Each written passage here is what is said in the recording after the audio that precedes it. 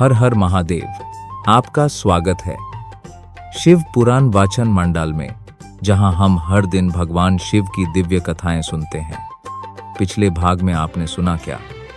आपने कभी किसी ऐसे इंसान के बारे में सुना है जो बाहर से तो संपन्न दिखे लेकिन भीतर से बिल्कुल खोखला हो? यही थी चंचुला। बिंदुक के साथ उसका जीवन सिर्फ भोग और स्वार्थ से भरा हुआ था, लेकिन जैसे ही बिंदुक की मृत्यु हुई, चंचुला की दुनिया हिल गई। अब सोचिए, पति के बिना अकेले, हर दिन अपने किए का बोझ लिए जीना। उसका मन शांति की तलाश में भटकता रहा। क्या यही जीवन है? अब आप सोच सकते हैं, इतनी संपत्ति, ऐश्वर्य, लेकिन सुख क्यों नहीं? यही है हमारे आज के समाज की तरह, जहां डोपामिन रश और इंस्टेंट ग्रेटिफिकेशन तो मिल जाती है, मगर आत्मा तृप्त नहीं होती। इसलिए चंचुला के भीतर एक परपेचुअल एम्प्टीनेस पैदा हो गई, एक ऐसा वैक्यूम जो किसी भी बाहरी चीज से नहीं भर सकता। और यही बन गया उसके जीवन का सबसे बड़ा कॉन्फ्लिक्ट। बाहर से सब कुछ, लेकिन भीतर से अधूरापन। तो क्या चंचुला अब भी रिडेम्पशन के काबिल थी? अब आइए कहानी की सबसे चौंकाने वाली परत खोलते हैं। चंचुला के पति बिंदुक, जो पापपूर्ण जीवन जीकर मरा, क्या आप जानते हैं? वह विंध्य पर्वत पर पिशाच बन गया। पिशाच, हाँ, वही सुपरनैचुरल एंटिटी जो जी किए पापों का दंश भोगती है। बिंदुक का एस्ट्रल बॉडी यानी सूक्ष्म शरीर मुक्ति नहीं पा सका। अब सोचिए, अगर आपके किसी प्रियजन की आत्मा यूं बंध जाए, कितने लेयर्स ऑफ गिल्ट और पीहा होंगे आपके मन में। यही हुआ चंचुला के साथ। अगर मैं ही जिम्मेदार हूं उसके इस भटकाव के लिए। चंचुला के भीतर इनर कॉन्फ्लिक्ट और गिल्ट कॉम्प्लेक्स और गहरा गया। तो क्या बिंदुक के उद्धार की कोई राह बची थी और चंचुला अपने गिल्ट से बाहर निकल पाती या नहीं? यही सस्पेंस लेकर हम आगे बढ़ते हैं। क्या आपने कभी किसी पिलग्रिमेज यानी धार्मिक यात्रा का अनुभव किया है? कहते हैं, जब भीतर की बेचैनी बढ़ जाती है तो इंसान बाहर की यात्रा शुरू करता है। चंचुला भी अपने बंधुओं के साथ गोकर्ण तीर्थ पहुंची। ये कोई आम स्थल नहीं, बल्कि एक शुचिपंच तीर्थ था, जहां माना जाता है कि आत्मा को शुद्ध मिलती है। अब आप सोचेंगे, क्या तीर्थ यात्राएं सच में कुछ बदल देती हैं? देखिए, pilgrimage acts as a psychological reset, जैसे कंप्यूटर में रैम क्लियर करना। चंचुला के लिए यह यात्रा टर्निंग पॉइंट थी। पुरानी यादें, गिल्ट, पाप, सब कुछ तीर्थ की पावनता में घुल गया। लेकिन असली बदलाव अभी बाकी था, क्योंकि यहां उसे मिलने वाली थी वो कथा जो उसकी आत्मा को पूरी तरह बदल डालेगी। अब कहानी आती है अपने इमोशनल क्लाइमैक्स पर। गोकर्ण तीर्थ में चंचुला ने पहली बार शिव पुराण कथा सुनी। आप सोच रहे होंगे, कथा सुनकर भला क्या फर्क पता है? लेकिन रिसर्च कहती है, स्टोरी टेलिंग थेरेपी और कथारसिस दोनों का शक्तिशाली असर होता है। कथा के प्रवाह में चंचुला का हृदय पिघला। उसने महसूस किया कि उसकी परिस्थितियां चेंज हो सकती हैं अगर वो इनर ट्रांसफॉर्मेशन की ओर बढ़े।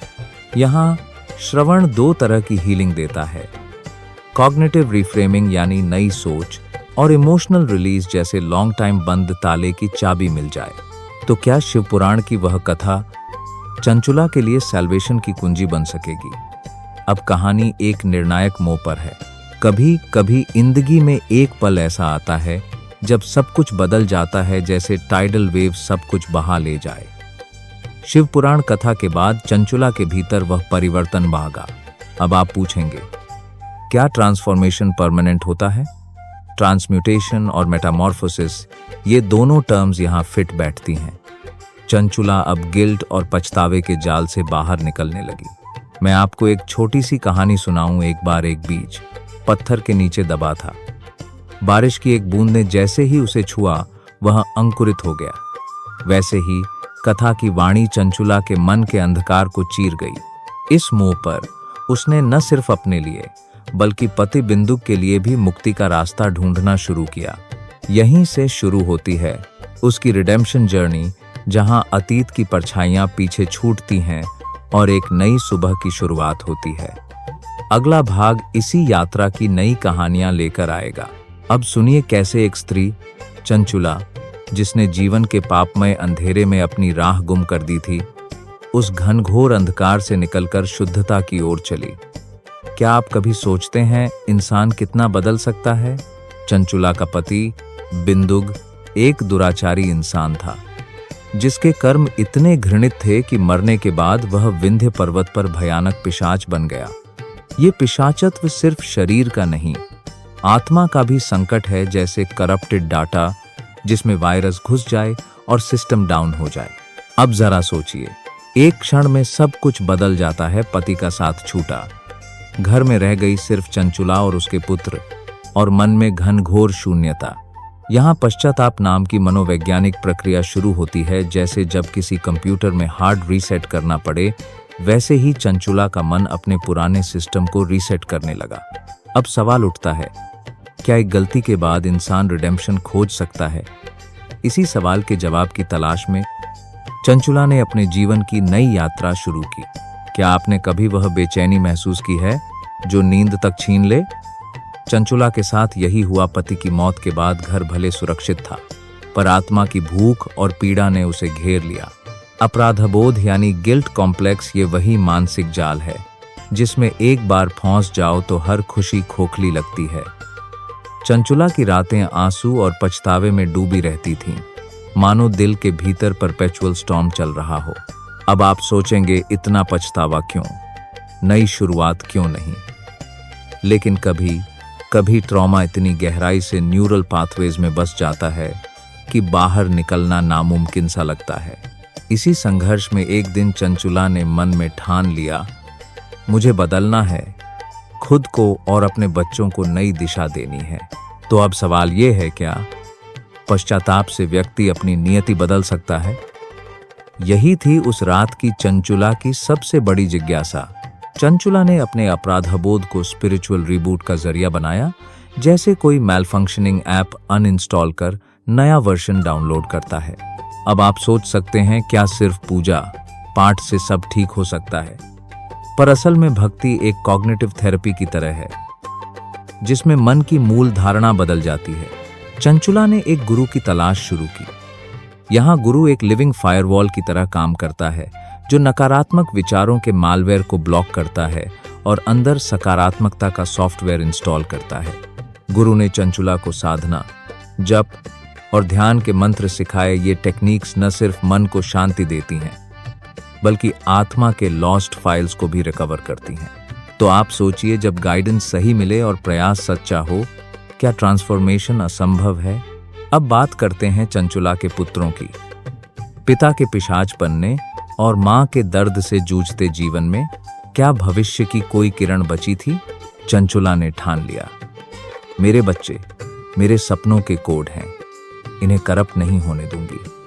ये लेगेसी सिस्टम है जिसमें हमारी अगली जनरेशन की प्रोग्रामिंग होती है। उसने अपने बच्चों को धार्मिक अनुष्ठानों, संस्कारों और नैतिकता के लेसन सिखाने शुरू किए।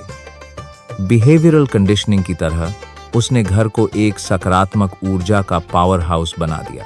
अब शायद आप सोचें, क्या बच्चों की किस्मत बदल सकती है? हाँ, जब मां के अंदर रिडेम्पशन का फायरवॉल इंस्टॉल हो, तो उसकी प्रोटेक्शन बच्चों तक भी पहुंचती है। यहीं से शुरू होता है पुनर्निर्माण का एक्ट, एक टूटी हुई विरासत को फिर से जोड़ना और एक उज्जवल भविष्य की ओर बढ़ना। अब कहानी के तीसरे और सबसे भावुक एक्ट की ओर बढ़ते हैं, पुनरुत्थान। क्या वाकई एक पापिनी स्त्री आत्मशुद्धि प्राप्त कर सकती है? चंचुला की तपस्या ने समय के साथ कमाल दिखाया। उसका मन निर्मल हुआ, घर में शांति लौटी और समाज में भी उसका सम्मान बढ़ा। यही पॉजिटिव फीडबैक लूप है, जैसे जब किसी डिवाइस की बैटरी पूरी तरह चार्ज हो जाए। अब आप पूछ सकते हैं, क्या वाकई ऐसा बदलाव संभव है? Let me tell you a story. जब लोग चंचुला को पहले तिरस्कार से देखते थे, वही लोग अब उसे आदर्श मानते थे। यहाँ इमोशनल कैथार्सिस होता है, सारी पीड़ा, पश्चाताप और श्रम रंग लाते हैं। जैसे अंधेरी रात के बाद भोर की पहली किरण।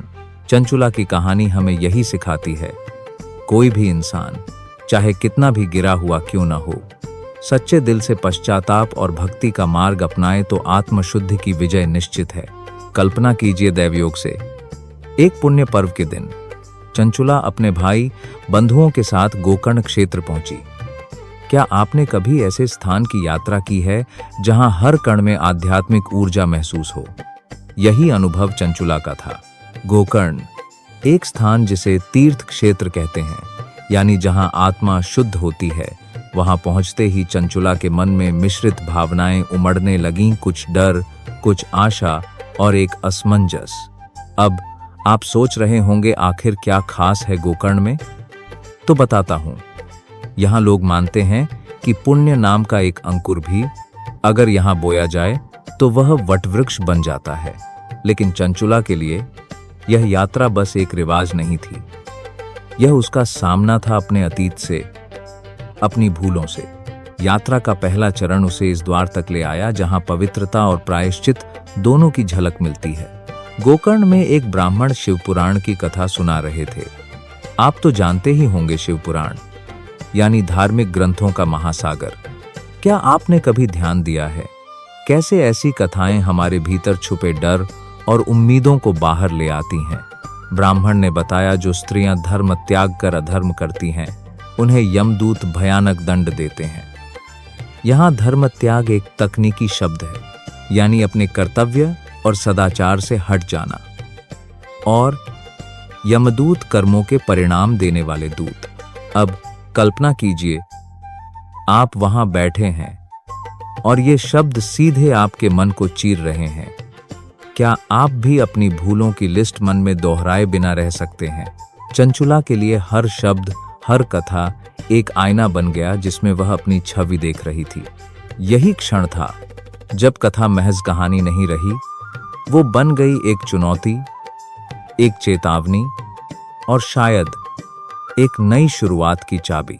कभी कभी एक वाक्य, एक विचार हमारे भीतर तूफान मचा देता है। जब चंचुला ने सुना कि पाप करने वालों को भीषण दंड मिलता है, उसका शरीर कांपने लगा। अब आप सोच रहे होंगे, क्या ये केवल कहानी है या सचमुच ऐसा कुछ महसूस होता है? तो बताऊं, जब इंसान को अपने कर्म याद आते हैं तो गिल्ट नामक भावनात्मक वायरस पूरे सिस्टम को हिला देता है। चंचुला का हृदय पश्चाताप से भर उठा। वो पश्चाताप जिसे मनोविज्ञान में रेग्रेट सिंड्रोम कहते हैं, यानी बीती गलतियों का बोझ आज भी कंधों पर महसूस होना। अब जरा सोचिए, जब आप किसी गलती पर पछताते हैं तो क्या विकल्प सामने होते हैं? भागना, छुपना या सच का सामना करना? यहीं से शुरू होता है चंचुला का संघर्ष, अंदरूनी युद्ध, जो हर इंसान के मन में कभी न कभी छिड़ता है। क्या आपने कभी महसूस किया है, एक क्षण जब लगता है सब कुछ खो गया, लेकिन उसी में नया आरंभ छुपा है? चंचुला के लिए वो क्षण था पश्चाताप का। पश्चाताप यानी रियलाइजेशन, जब कोई अपनी भूलों को न केवल समझता है बल्कि स्वीकार भी करता है। यही वो टर्निंग पॉइंट है जो कहानी को मोड़ देता है। अब आप पूछेंगे, क्या सिर्फ पछताना काफी है? बिल्कुल नहीं। पश्चाताप असल में एक बीज है जो अगर सही मिट्टी में पड़े तो जीवन में सुधार का वटवृक्ष बन सकता है। मैं कहूंगा, चंचुला की कहानी हम सबका आईना है। हर किसी के जीवन में ऐसा मोड़ आता है जब हमें अपने आप से सवाल करना पड़ता है, क्या मैं बदल सकता हूं? यहीं से शुरू होती है असली यात्रा, पश्चाताप से परिवर्तन की ओर। अब कहानी पहुंचती है अपने निर्णायक मोड़ पर, जब पश्चाताप को कर्म में बदलना होता है। चंचुला ने अपने भीतर की आग को प्रायश्चित की लौ में बदलने का संकल्प लिया। आत्मशुद्धि यानी स्वयं को निखारना। इसमें दो तकनीकी शब्द हैं, इंट्रोस्पेक्शन अंदर झांकना और रिडेम्पशन पुनरुत्थान या सुधार। क्या यह आसान है? बिल्कुल नहीं। अब आप सोच रहे होंगे, क्या हर कोई बदलाव के लिए तैयार हो पाता है? मैं कहता हूं, हिम्मत चाहिए, और वो हिम्मत चंचुला ने दिखाई। उसने न केवल अपने पाप याद किए बल्कि उन्हें सुधारने का रास्ता भी चुना। यही है आत्मशुद्धि की ओर पहला और सबसे कठिन कदम। तो दोस्तों, इस कहानी से हमें क्या सीखने को मिला कि हर गिरावट एक नई शुरुआत का द्वार खोलती है। बस जरूरत है सच्चे पश्चाताप और साहस की। क्या आपने कभी किसी कहानी में उस मोड़ को महसूस किया है जहां नायक या नायिका अकेला रह जाता है? चंचुला की कथा भी कुछ ऐसी ही है। कथा के समापन के बाद सब लोग चले जाते हैं, पर चंचुला वहीं ठहरी रह जाती है, जैसे कोई सवाल अनुत्तरित रह गया हो। अब सोचिए, इतनी भीड़ में जब सब अपने घरों को लौट जाते हैं, तब चंचुला क्यों रुकती है? क्या उसके मन में पछतावा है या डर? आपके मन में भी शायद यही सवाल उठ रहा होगा। क्या वाकई कोई अपने किए अपराधों से पीछा छुड़ा सकता है? यही चंचुला ब्राह्मण के पास जाती है। उसके आंसू बह रहे हैं।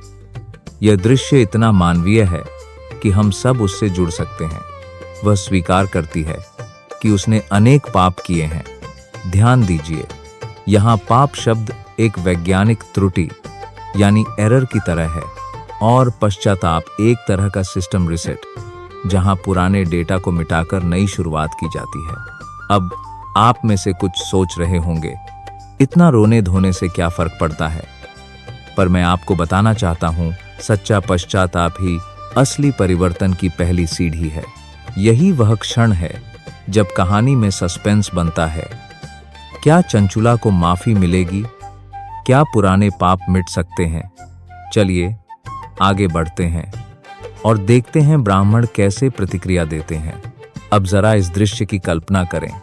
एक शांत, गंभीर ब्राह्मण और उसके सामने रोती, बिलखती चंचुला। ब्राह्मण का स्वर इतना शांत कि जैसे किसी मॉड्यूल में प्राथमिक इनपुट दिया जा रहा हो, जिसमें सब कुछ प्रोसेस होकर पवित्रता में बदल जाता है। ब्राह्मण कहते हैं, पुत्री, जो सच्चे हृदय से पश्चाताप करे, उसे स्वयं भगवान शिव क्षमा कर देते हैं। इसमें दो कीवर्ड्स हैं, सच्चा हृदय और क्षमा। सोचिए, जैसे कंप्यूटर में क्लीन इंस्टॉल होता है, पुराने वायरस, बग सब डिलीट, वैसे ही सच्चा पश्चाताप दिल को रिफ्रेश कर देता है। अब आप पूछ सकते हैं, क्या केवल पछतावे से सब सुधर जाता है? आइए इसे एक रेडेम्पशन एल्गोरिथम की तरह देखें, जहां इनपुट है हमारी गलती, प्रोसेस है पश्चाताप और आउटपुट है क्षमा। पर क्या ये इतना आसान है? नहीं, संघर्ष यहीं से शुरू होता है, क्योंकि क्षमा का रास्ता सिर्फ शब्दों से नहीं, कर्मों से होकर जाता है। यहां से कहानी और दिलचस्प हो जाती है। क्या चंचुला अपना जीवन बदल पाएगी? चलिए अगले हिस्से में जानते हैं कि पश्चाताप का असली रूप कैसा दिखता है। पश्चाताप का सफर आसान नहीं।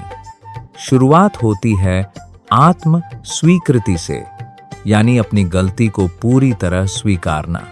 जैसे डिबगिंग में पहले बग को पहचानना जरूरी है, वैसे ही जीवन में खुद के दोष देखना भी साहस मांगता है।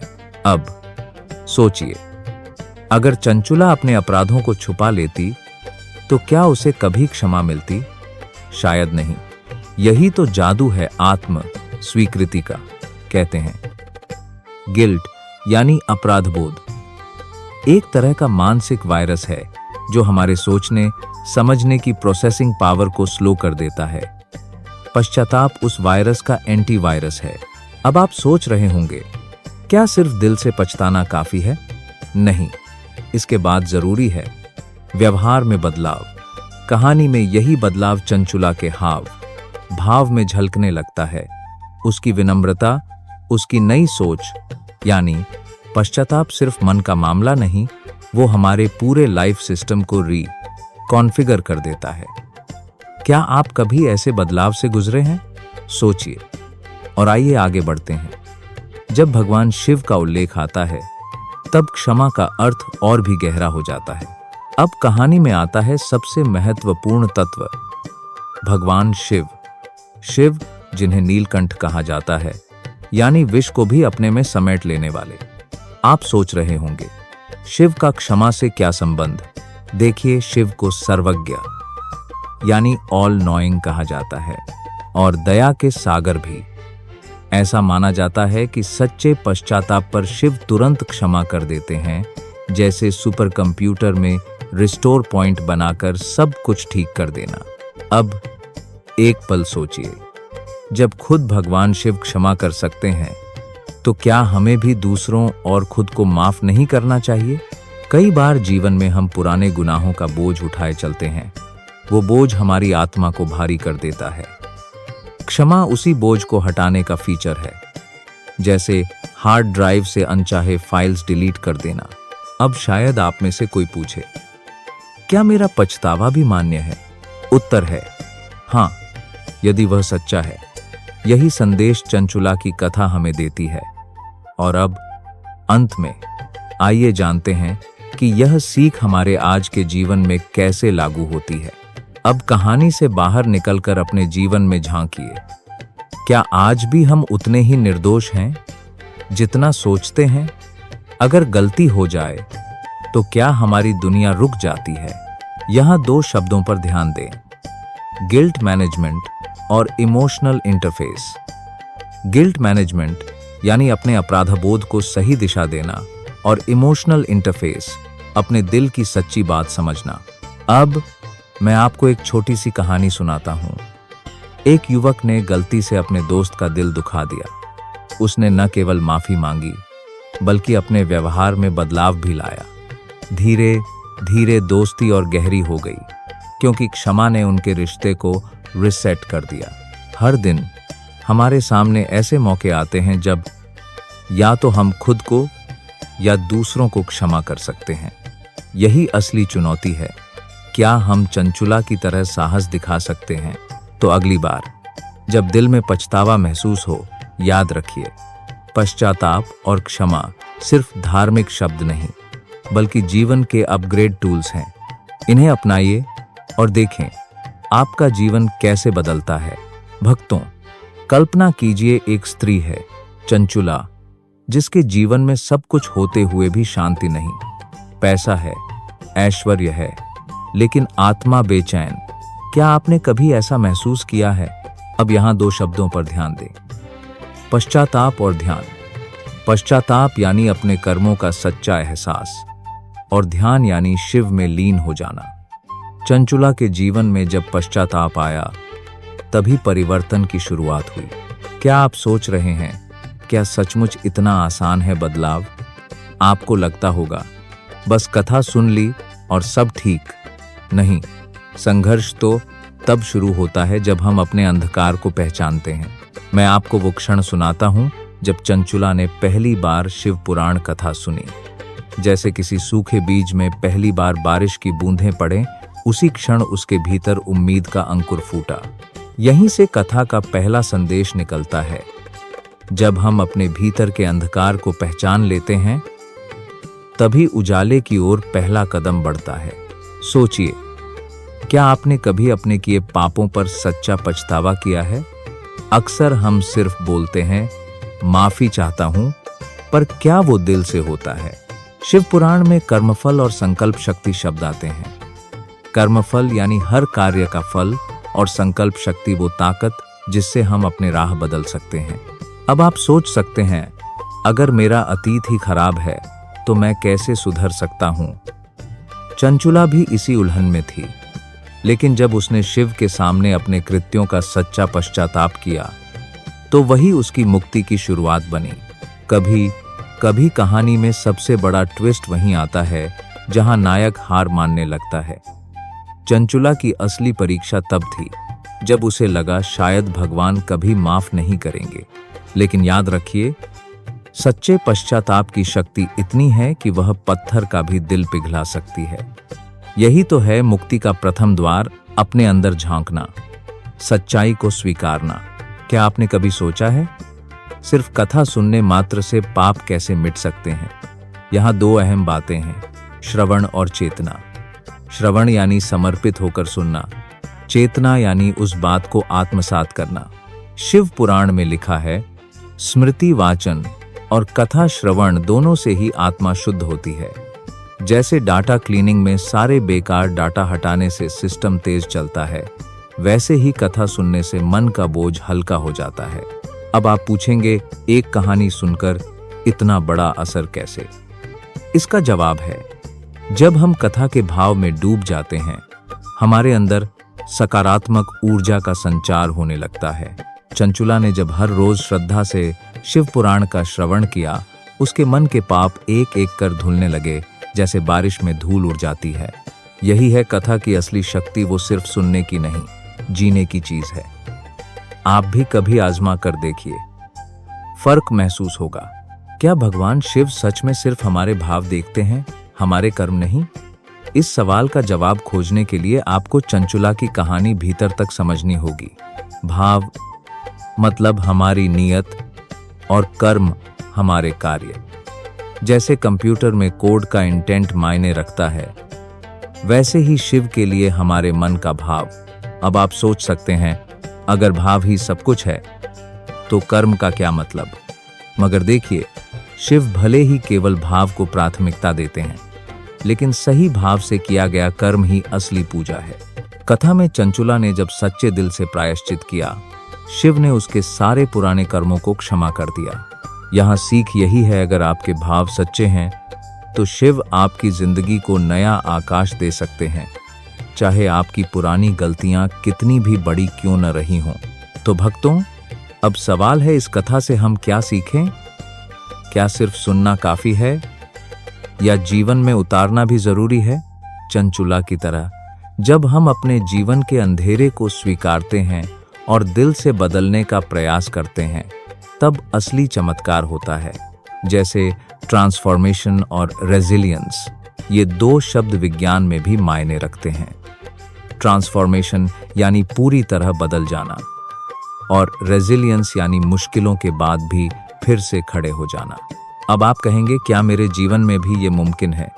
मैं कहूंगा, क्यों नहीं। शुरुआत छोटी हो सकती है, लेकिन बदलाव गहरा होता है।